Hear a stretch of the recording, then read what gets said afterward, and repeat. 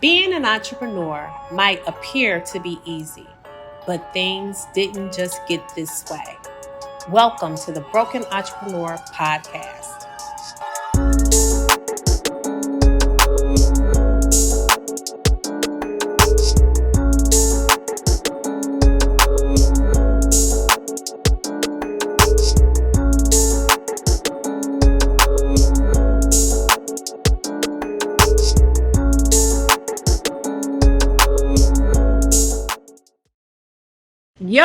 Yo, baby pops.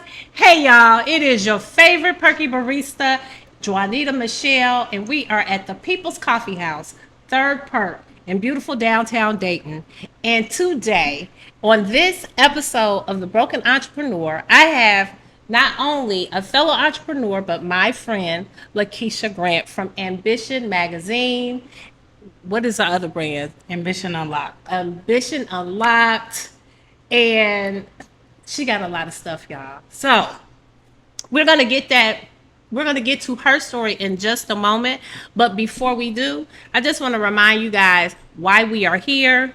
The Broken Entrepreneur Podcast sprung up in 2022 because I recognize my own brokenness as an entrepreneur. I recognized the things that I wasn't doing well, and I set out on a quest for 18 months to correct my wrongs. So we are in our first about how many months are we in? About 7 months in, and we have made some changes, and we are continuing to make things better. And I am just excited about where we're going and where we will be in those 18 months of this journey. So anyway, without further ado, I want to introduce you guys to LeKeisha Grant. LeKeisha, welcome to the podcast. Thank you. Thank you for being here. So, not only is LeKeisha an entrepreneur herself, she helps other entrepreneurs. So, I'm going to let her tell her story and give you guys a little glimpse into what she does. LeKeisha? Oh, it's so much and so little all at the same time.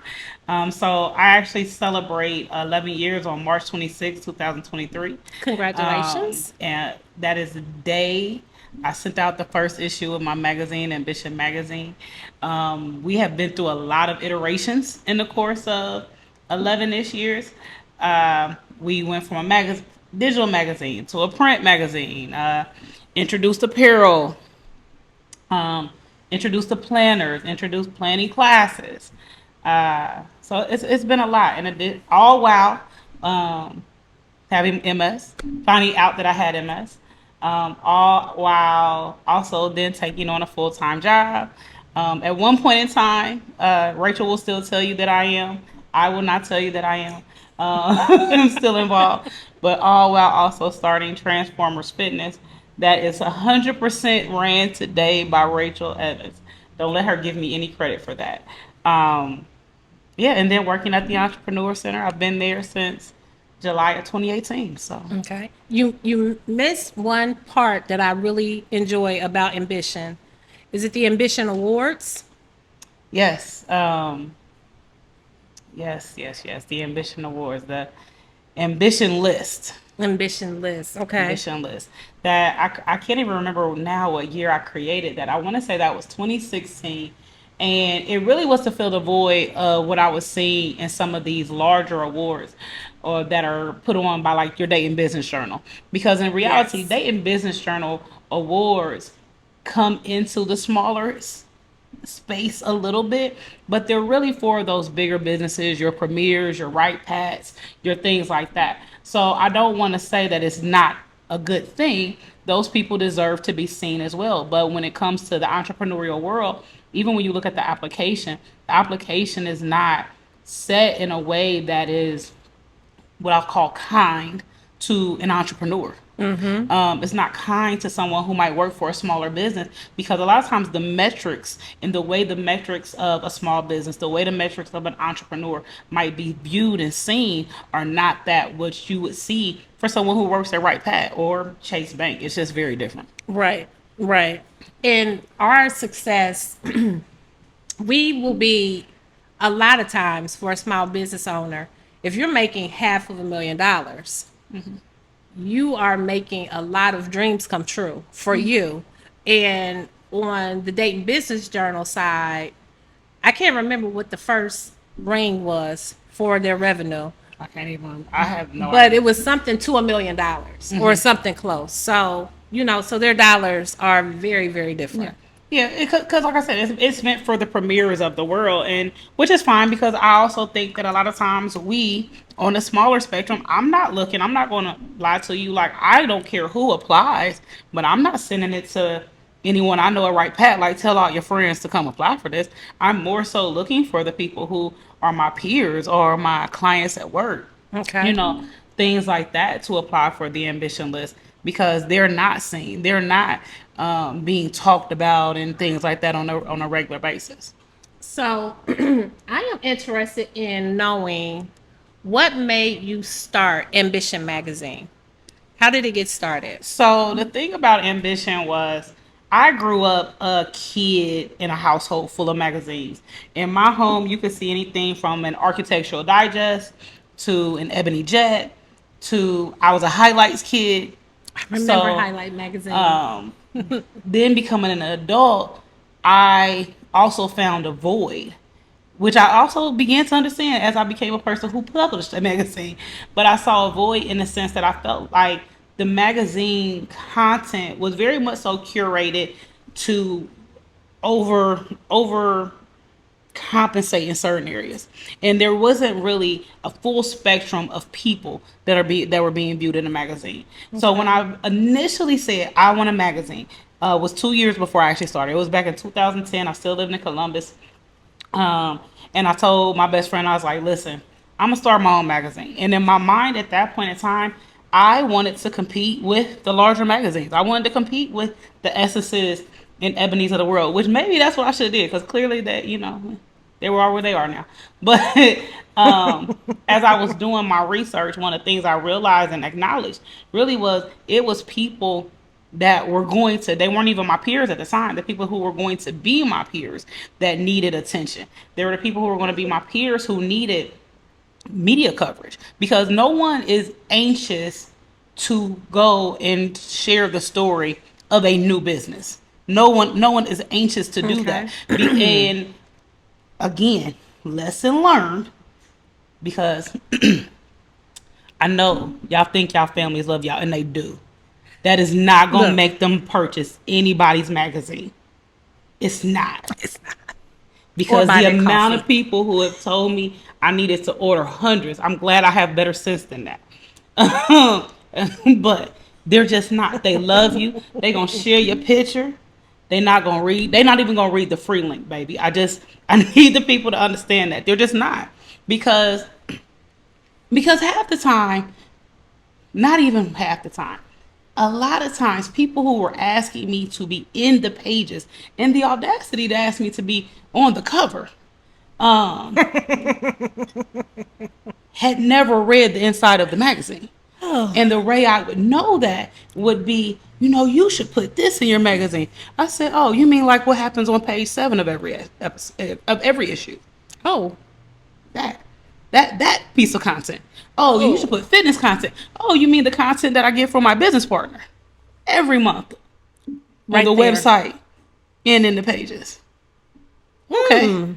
I'll make sure I put you at the top of my list. Yeah. Right? So there is a lack of interest in this current state to really invest a lot of times when people are not being talked about themselves. Yeah. Because right now we're in a very heavy trend of trending topics. We hop on everything that's trendy. Everything that's trendy, that's what we're diving full force in. And then so you hear people talk about crypto for about 10 minutes and you realize you have no idea what you're talking about. And then you hear people talking about entrepreneurship for about an hour and you're like, well, so what's your business? They don't have one. So, everything is a trending topic, right? Like I'm hopping on this trend and that trend and this trend and that trend. And as a publisher, that becomes frustrating because I don't want to chase trends. I want to create content for you that honestly is as evergreen as possible. Because a lot of things when we talk about building content around how to build a business. A lot of that content is evergreen. Some of the base things you need to do, whether people like to do them or not, isn't relevant. These are some of the things you should be doing to create a sustainable business. Yes. Because this is the other thing. Everybody wants to talk about scale and scalable. No, sometimes we just need to work. We need to cut the Absolutely. word. Like if I could right now today delete scale from society when it comes to business, I would. Because there's so much conversation. We got to scale, we got to scale, we got to scale. You haven't made $100 yet. Right. Like, Right. because the reality is we don't even understand that. Like, once we talk about scale, scale happens at a point when we have exhausted all that we have in us, all of our capabilities, to the point that if we don't do something significant, we are going to begin to lose money. Right. And I have people who haven't started a business that are talking to me about scaling.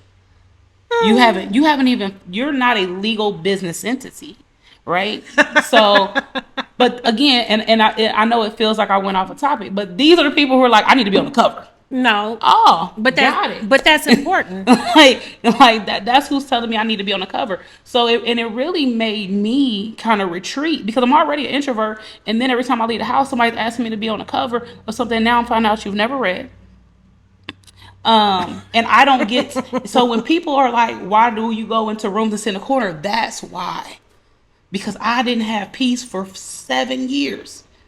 It took a pandemic for me to get some peace in certain rooms. It took a pandemic because even when I wasn't actively putting it out, I need to holler at you. No, you don't. You never.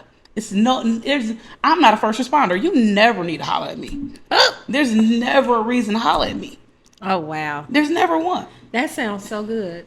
There's never one. You said there's never a reason for you to need to holler at me. Because really and truly, yeah, that's why I go to networking events. One of many reasons. There's a lot of reasons I don't go to networking events, and completely personality driven. I believe there's a place in the market for them, just not for LeKeisha. Okay. When I go to networking events myself, I always go with an agenda. There is a task that I need to complete. And if I don't have a task, usually I don't find myself at a networking event. It's just one of those things that I don't find necessary unless there's a reason why you're in the room. But you're networking for a reason, or you should be. Yeah, You shouldn't be networking just for fun. It should be with an agenda in mind. Yeah. It should never be just because I was there. You should have there should be at least 3 different people that you need to meet in that event if you're networking.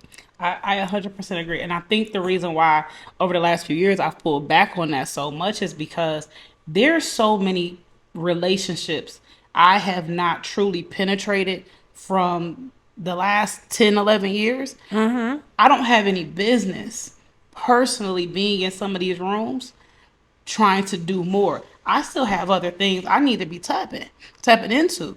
Now, that's not to say that if someone makes an introduction to me, something like that, perfect, always willing to do that. But walking into a room with 20, 30, 50 people at this stage, knowing what I haven't tapped into, what I haven't utilized, what's still out there, that's to the point where it's irresponsible. Wow. Because I look at it, I just told my best friend this about just me and personal relationships. And I'm not even one of those people. I don't want any more hours in a day. Don't desire that. I don't even want more days in a week. But the reality is, I have a lot of people in my life, family, friends. And I don't believe I'm doing an amazing job at maintaining any of it, let alone all of it, right? So at this point, it truly is irresponsible for me to go anywhere with the intention of bringing any new individuals in. I'm not going to say, now if somebody talks to me and asks me a question, I'm not going to stiff arm them, but I absolutely am never leaving the house looking for anything new at this point, because I need to find better ways to integrate what's happening. Okay. And I mean, with work happening every day, the business still happening every day, I technically am getting ready to be involved in 2 more businesses. I gotta talk to these people that already exist.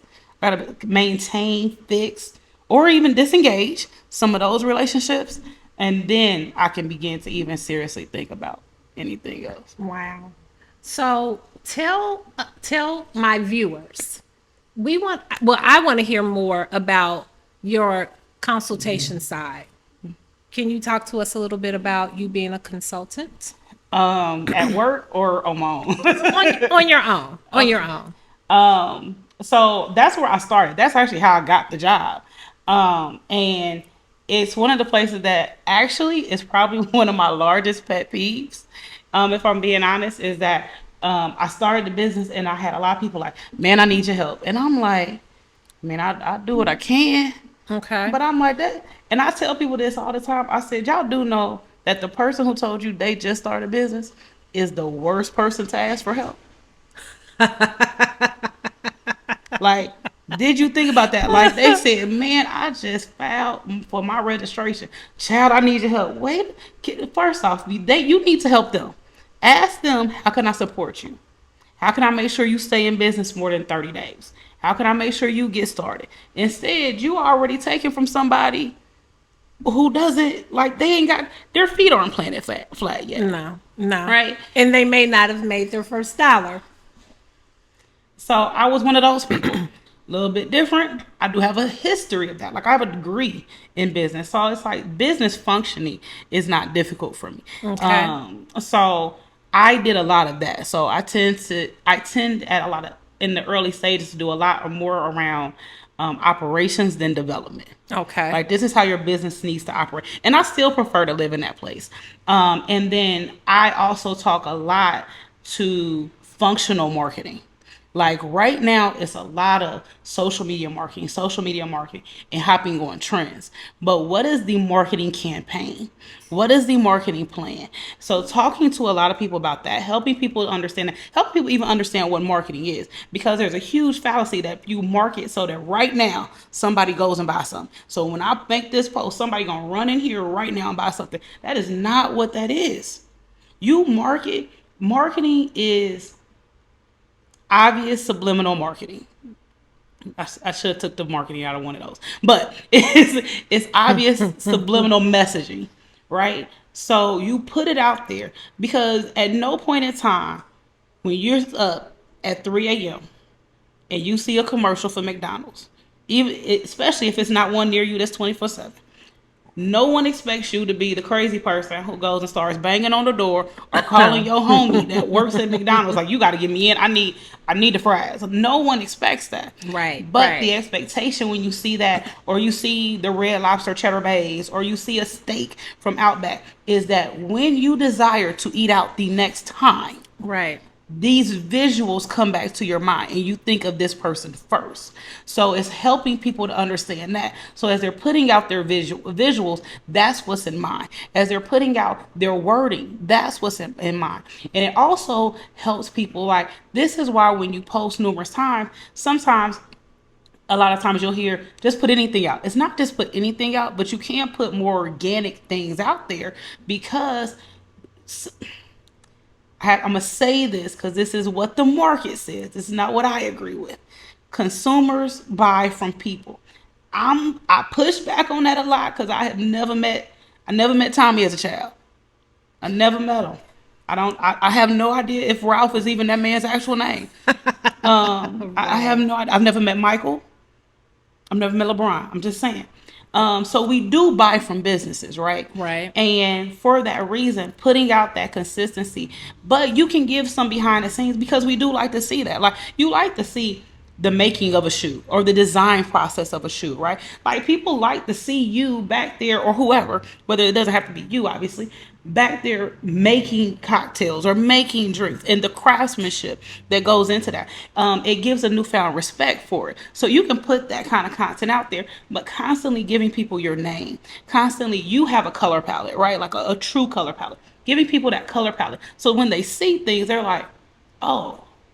Because it also helps you from the branding perspective when people try to bite you. Because there's a couple companies that I can tell you right now, I know them so well. I've supported them for so long that when I see certain wording come from other people, I'm like, That's not yours. and then I click on it and I'm like, oh, that's not your right. That's not yours. It's like it makes you stop. And then I'm like, nope, can't fool with you. Sorry. Like, like, and I'm not talking about, I mean, some things are trending. Like when we look at bags, right? Like bags are trends. Everybody gonna sell a bucket bag. Right. Yes. Everybody selling messenger, crossbody. Everybody gonna sell a dad hat. Like ain't nobody be like, no, you didn't go make a dad hat. We bought from the same place. Yes. Like we all are Yes. purchasing from the same place. But I'm talking about more like phrasing that might be consistent. I can't remember what was the circle design that you did, but everything said the same thing. Like all the things that came under well rounded. Like there was a consistency with your wording when you did that. So it's like when you start seeing something else that looks exactly like it, it's like, oh, you got that from Juanita? No, I made this. You right? Never. Don't mind me. Looks like something else I saw. Never mind. It looks similar.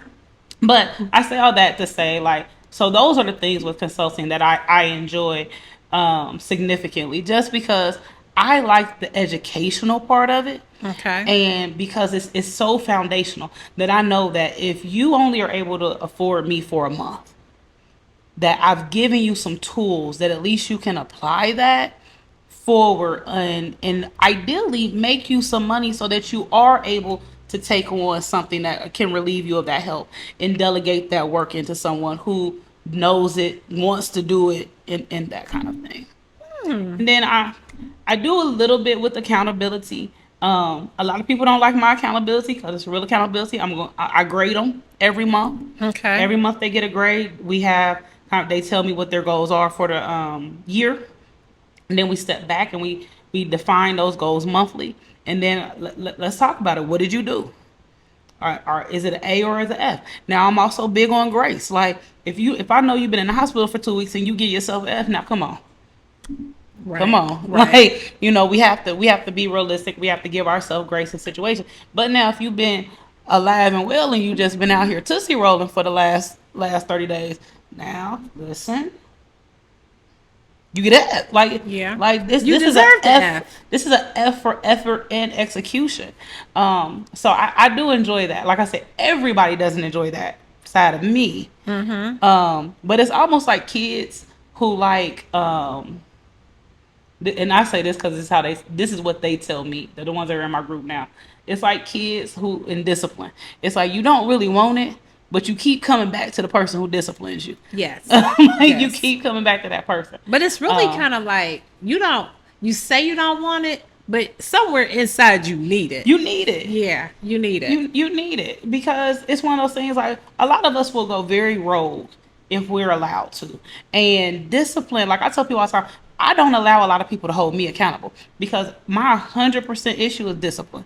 And if you ask me a question, personality wise, I'm 9 times out of 10 gonna be like, I'm gonna tell you the truth. And then I'm gonna tell you we're not talking about it anymore. You can't reprimand me about it. You can't really chastise me about it. I didn't do it. Moving on. I don't operate well in that space because I know like it's 100% for me. A discipline issue. It's not even really accountability. I got all the stuff I'm telling everybody to do, but my discipline in certain areas, and no one can push you into discipline but you. You're right. No You're one. right. Because I don't join accountability groups because it's like you can't make me do anything. It's like, but I know for my own self that I need it. And I am going to have to find a space where I can be held accountable for things because I've gone rogue for at least 2, maybe 3 years. I've been rogue. So I know that I need something that's going to hold me accountable. Well, so to a large extent, that's why I created my accountability group because I have to practice what I preach. So that's where that discipline kicked in for me. Okay. Because I'm reporting to them the exact same way I expect them to report back to me. Okay. I do it the exact same way. I usually end that part of our call with myself. I grade myself and I actually ask them to let me know, how do you feel? Did I grade myself accurately? Okay. or not. And that's my discipline kicking. Like that's the discipline level for me. And not just being kind of a do as I say, not as I do. Okay. So that's how I attempted with that. Okay. So I'm gonna switch gears just a little because I noticed that you're rocking an orange T-shirt. Yes. Can you share with us the purpose of orange this month and how you got on the journey to supporting the organization? Yes. So March is National MS Awareness Month, and Which is orange. multiple sclerosis for those of you who don't know. Yes. And orange is the awareness color for multiple sclerosis. And so I started my magazine the very first day the issue went out was March 26th, 2012. So I had been in and out the hospital January and March of that year. And then I went to the ER on April 2nd, 2012 with a loss of vision. I had lost over 50% of my vision in my left eye, and I'll breeze through that story. They tried to keep me, they couldn't. I said, "Oh no, I my mama here. We'll follow up in the morning. I'm not staying in this place though."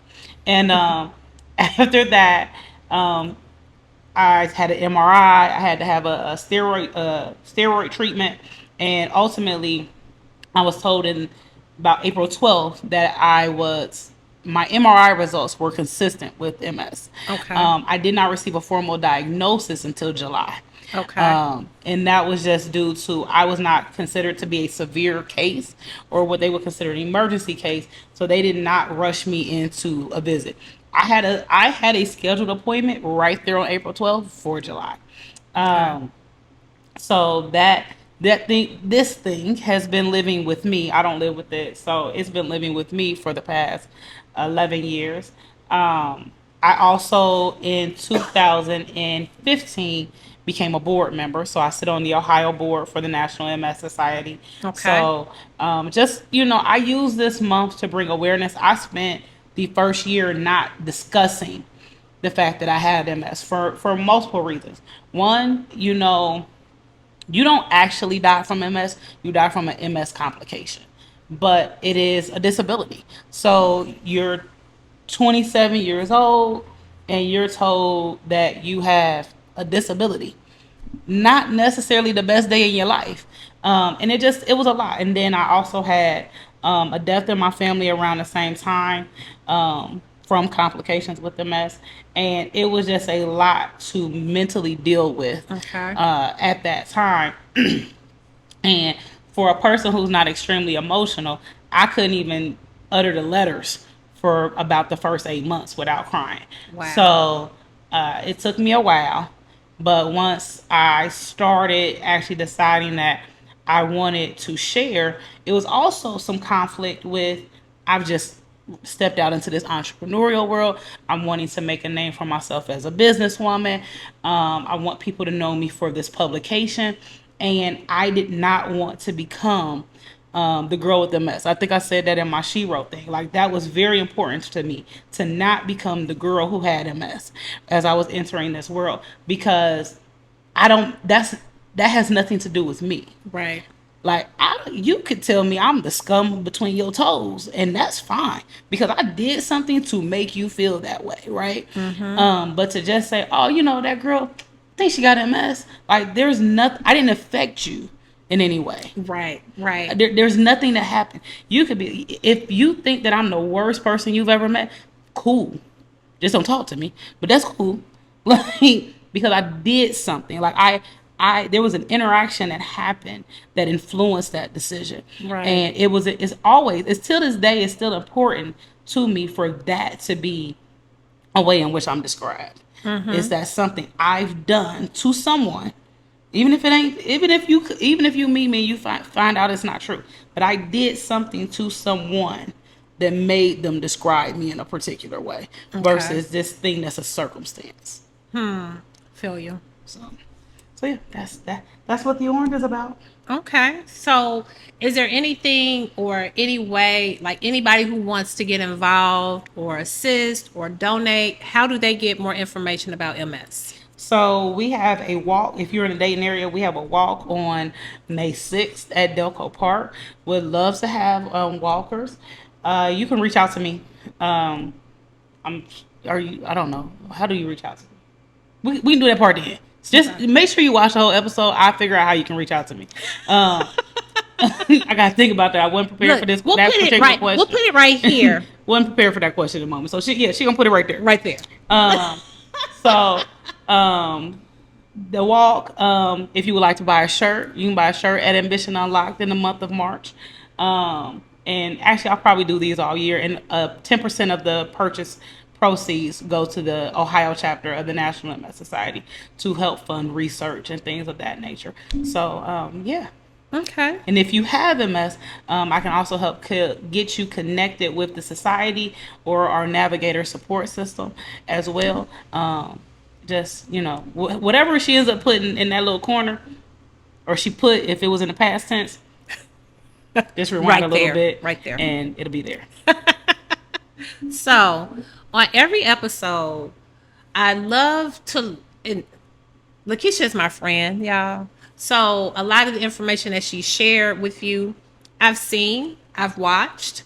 But one of the things that I like for her to share with me and for all of our viewers, the thousands and thousands of viewers, what I like for her to share with us is not just the great things about being an entrepreneur, but tell us about any challenge that you may have had and how did you overcome that challenge? Wow. It's a lot.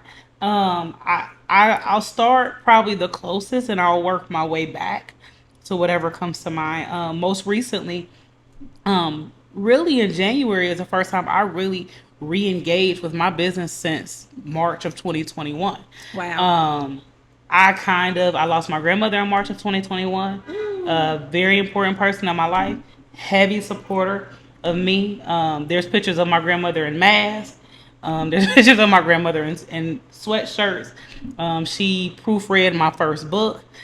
She wasn't the official proofreader, but we never had to tell her that. She did her own little markup. Right. But with her death and just being tired, and that was also within the first 30 days of that was also my first MS flare up ever. That's the first time I ever had an exacerbation. I had optic neuritis again, so I lost my vision again for In 2020. 2021, in April of Wow. 2021. End of April 2021, and that time, so in March of 2012, my vision was restored in a week. Mm-hmm. In 2021, it took about 6 weeks. And that happened after your granny's death? Mm-hmm. My grandmother died March 9th. I woke up on April, I believe it was a Saturday, so it was like April 20th. I woke up and I was like, yep, we got a problem. We got an issue. But then I was calmer. I knew what it was. Okay. I knew who to call and all those kind of things.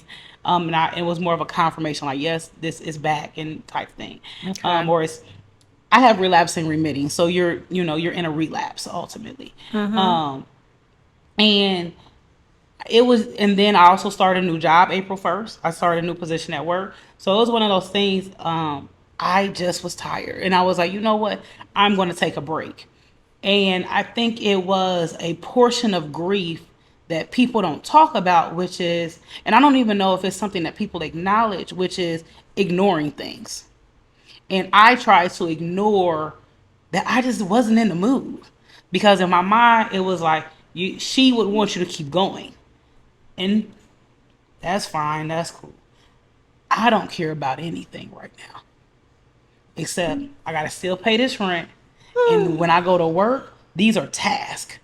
I have to complete a task, and I know the answer to pretty much every question someone's going to ask me. I don't have to think as hard, but for my business, I think of everything.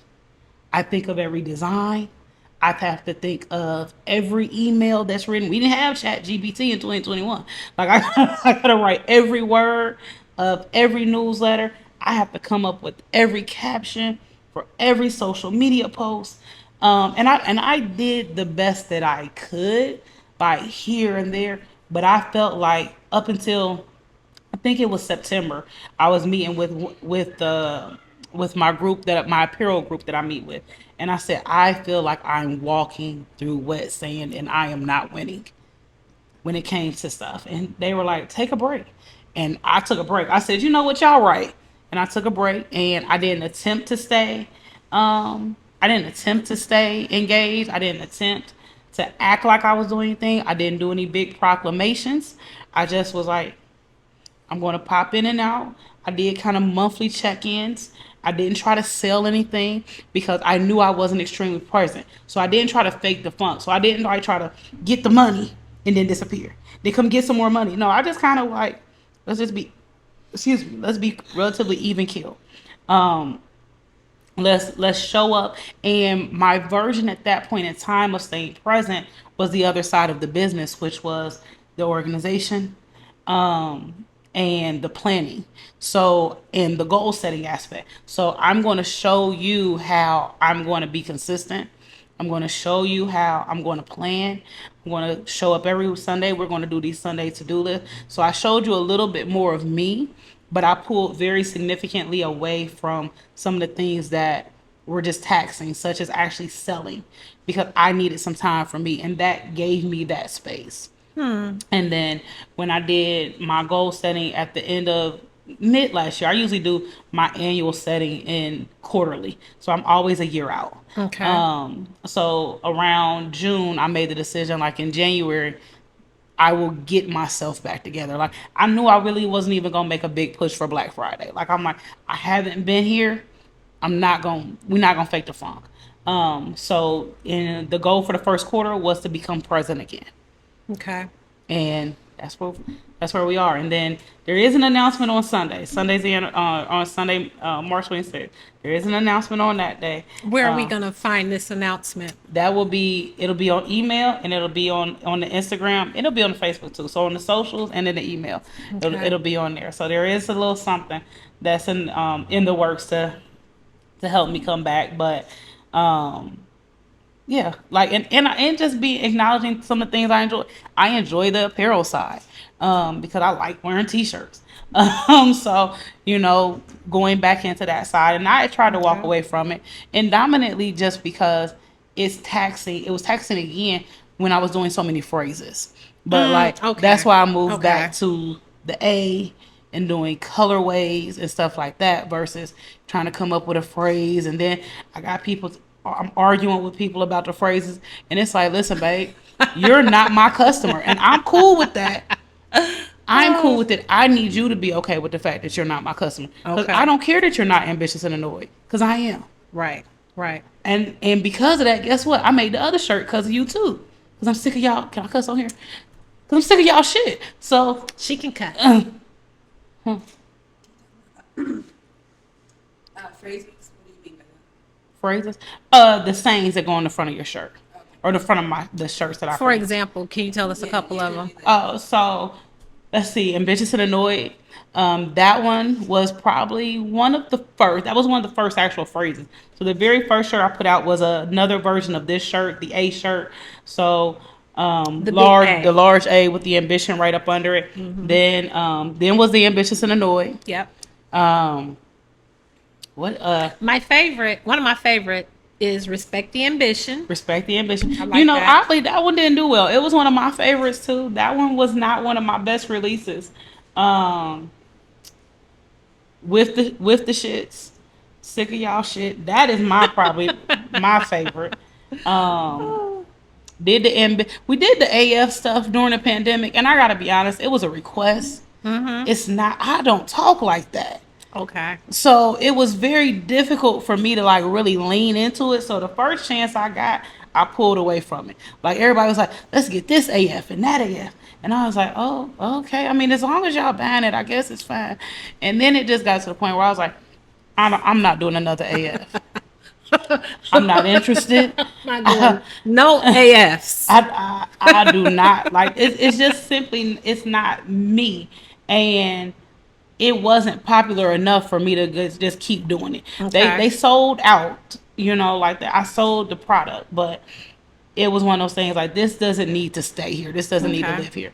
Now, the Sick of Y'all, everybody knows that's probably my favorite shirt.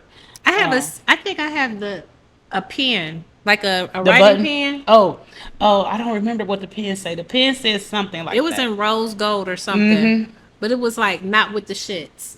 That's what it was, not with the shits. Yeah. Yes. So like that was when I was in that phase, because I was like everything that had me a I little have a collection. whole drawer of Ambition t-shirts. I love to see it. I love to see it. A whole drawer. So Well, you know that was when I went on. When was it? I don't remember what year that was. I remember it was around when you did the Well Rounded that I went on this thing where I was going to get a different T-shirt to wear every week to support other small businesses, because I lived in mine so much, because I think that was pre me having a job. So every day I lived in T-shirts. So every week I was like, I'm going to do Small Business Saturday, wear a different shirt. oh my goodness, I forgot about okay, bringing it back. We got to talk about Small Business Saturday, because I always, now I'm not saying Third Perk is the best place, but I am saying that Third Perk is the best place. We had a lot of cool stuff come out of the coffee house. There's a lot of things that I see in the entrepreneurs ecosystem that we did at the coffee house. But tell us about the Small Business Saturdays and what we did on Small Business Saturdays. That was when I'm trying to think of the year. Me and years, the pandemic It threw started off in all my 2015. ability. Was that the year? We Okay. had a pop up that first Black Friday. There was a pop up at the coffee house for There Thanksgiving. There Yes. was. And then I remember we did one for your anniversary in 2016. That Right. was the one that was outside, right? We did one outside. Yeah. But then it just started to become a monthly thing. Yeah. So- And you know, I think we were just talking about giving entrepreneurs a place to come. We didn't want it to be financially, Right. stressful. What was it? $30. Right. And you managed it. So you took on that, and you just got people in place, but there's a lot of people that came through the coffee house who are doing some really cool, amazing things. Oh, like I remember Tay Winston. Yeah. Sitting Ashley in the Kinsey. Ashley. Um, Here. We've had books. We've Yeah. had makeup artists. We've had Carmen Blessed. Carmen used to come. my goodness, and do the With chair the chair. massages. Oh. Carmen used to come with a chair. Billy, I think Billy, when she was starting, Yes. her makeup. We've had all kind of soap. Yeah. Oh, even oh my goodness, I am so embarrassed. We had a lot of people Can't remember. come through that, and Even sweets. yeah. Remember we had the jars, Mm-hmm. and I can't remember who does the jars, but I've seen a lot of cool businesses come through the coffee house in different aspects, and again, some of the things that they're doing now is just amazing. Oh yeah. Oh yeah. So And that's what it was meant to be. It was just, we were in this time, and we did that. We also did the happy hours. yes, We did the happy hours. the headshot social, The headshot social, which that I gotta call Erin, because I'm feeling like I need to do a headshot social, because I'm somehow in 2023 I'm still seeing car selfies on flyers, but I won't go down that tangent at this moment. But yes, Oh, my headshot goodness. social. I mean, we had a time. Yes, yes, we've had a yes. time, and I mean, all in the name of just exposing one another. Yes. Exposing one another and supporting one another, all in the name of that, and just making sure that people had a space to be seen. Right. And they were treated fairly, and in exchange, on some Saturdays, we had people, maybe a few more people come through the coffee house than what we would have. You had some new customers that you wouldn't have known of. So it kind of worked out for everybody, as it should. Yeah. So, and I've done a lot of things in that manner where it's like we're helping each other. Yeah. And it just kind of keeps circulating around, which is the way it should be. The goal. Yes. And I was having a conversation about that recently, and I think so frequent with a good friend of mine. She's like, "I want to help everybody." I said, "That's the problem." It's hard to help everybody. Well, the thing is we compare ourselves to everybody we shouldn't compare ourselves to. But when you help that small group and make sure everybody in the small group is stable, everybody in the small group is eating and can feed. Yes. Then you start to bring in one or two more people, or one of those people creates another small group. Right. And now you exponentially added on to the amount of people who are doing well. Absolutely. But but everybody's helping. Yes, but when Yes. you try to start with everybody, the resources are just spread too thin. So bringing it in and saying, listen, it's 5, it's 10, but after that, it's like, okay, hold on, let's get right. Let's get right. And I think that's what it was. I mean, that's when y'all had you were involved in a lot then, because I mean, you had the Downtown Browns during that time. Yeah. So I mean, it was a lot we're of that. still around. But it's like, I mean, yes, everybody ain't downtown no more. Everybody ain't downtown, but we still brown. Y'all still brown. Y'all still brown. Yes. Locations have changed. Locations have changed for everybody except Kate. Everybody but Kate. Kate is the only person that's still in the same space that she's always been. So and it's so crazy because like me and Kate will celebrate 8 years in June. 8 years in business. And I don't know if you remember the time when I used to celebrate every 6 months. Like every 6 months, it was like, we're still open, you guys. We're still open. Only because I know what a brick and mortar business looks like. And I know what it looks like closing in 6 months. So I continue to celebrate it for maybe 2 or 3 years. Because I was like, I'm still open. Yeah. I'm still open, y'all. So, but I enjoyed those because I think we don't celebrate small wins. And I don't even want to call that a small win, but we don't celebrate small wins. yes. Because it's always, but I'm not this yet. Like I'm not $1 million business yet. I'm not $100,000 business yet. And it's like, so are you appreciative though of the $1,000? Oh my goodness. I remember it was right before COVID hit. It was in 2020. Just coming out of 2019 and a divorce and all of that good stuff, or not so good stuff. But I remember thinking about myself financially and appreciating the fact that I was a okay coffee house. Like we did okay numbers. Like when I look on a national scale for independent coffee houses, we were doing okay.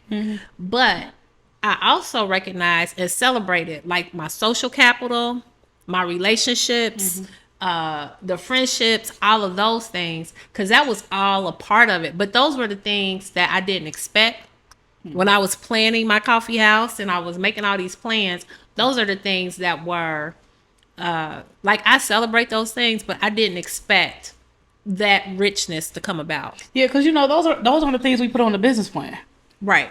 And we don't. Those are the things that we put on there.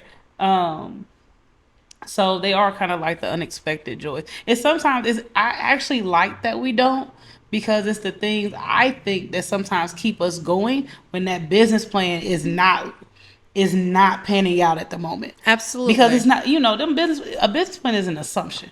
It's a large, thick assumption. Like it's a large, thick assumption that I think they're useful and you're striving towards it. But the reality is it's an assumption. And when you have a pandemic hit, assumptions look different. When you have inflation hit, assumptions look different. Absolutely. When a recession hits, like it looked different. You know what I'm saying? Yes, So yes. Like because you can only plan so much for society. Like you can plan for societal trends. Like I can tell you like the back of my hand what baseline trends are in retail, but you can't plan for. I was just talking to somebody the other day that the other day that made a decent amount of money during tax season because of the extra money that's in the community in tax season, and it hasn't been visible in 2023 in the way that it has been, honestly, the past 5 years. Right. Because things are different. Things are different. Things are different. And none of these, it ain't a projection out there that could show you that. Right. Because I don't know. My first 12 months of business, from my first 12 months, I was able to project what was going to happen from month to month. Like I knew the time where we were going to, like, this is going to be our high time and this is going to be our low time. Like the month of July, I could close on June 30th and not open back up until August 1st because July is a time of, you have celebrations, you have family, and then you also have vacation. Like people vacation in July. They are out of the city in July. And just like when we have really bad cold weather, if it's too hot, people don't go out either. So from one extreme to the other, people are not out doing their thing in that month. So I really could, again, take the month of July off because it's proven itself every single year. In the same way that you could reopen in August, there's other businesses that could close in August because August is when people's lives reset for school. Absolutely. So they have to go back to, not that you're not a parent over the summer, but parenting looks different. Yes. Like life looks different. We're not on vacation. You got, everybody's getting back on practicing for getting up early. You're going to sleep at 8 o'clock. Yes, I absolutely was one of those kids. My mother's like, you need to practice getting up early. It's not gonna work, but it's fine. I'm not a morning person. So I mean, we can do this, but whatever. Just tell me I got a bedtime. But so you go back into that, and just like people getting back into, you have practices picking back up. So if you're not in that AAU circuit, now you have school things. It's just, so there's other businesses that August to mid-September is weird for them. Like July is weird for you. So it's just always interesting. It is. So I want to first say thank you for sharing. Thank you for telling us all about your whole universe, because you do a lot. But thank you again for you for tuning in to The Broken Entrepreneur. And we appreciate you tuning in each week. And we will be back. We have our last episode coming next week. So we want you to stay tuned because it is going to be the bomb, of course. But LeKeisha, tell everyone how they can keep up with you on social media. You can follow me at LeKeisha Nicole or at Ambition Unlocked on Instagram. I think I'm the same thing everywhere. I'm LeKeisha Nicole everywhere, and then I'm on Ambition Unlocked everywhere. So no underscores, asterisks, none of that. Just LeKeisha Nicole. LeKeisha with an L-E, not an L-A. You won't find me. That's right. That's right. So y'all, until next time, you guys keep on being perky. Peace out.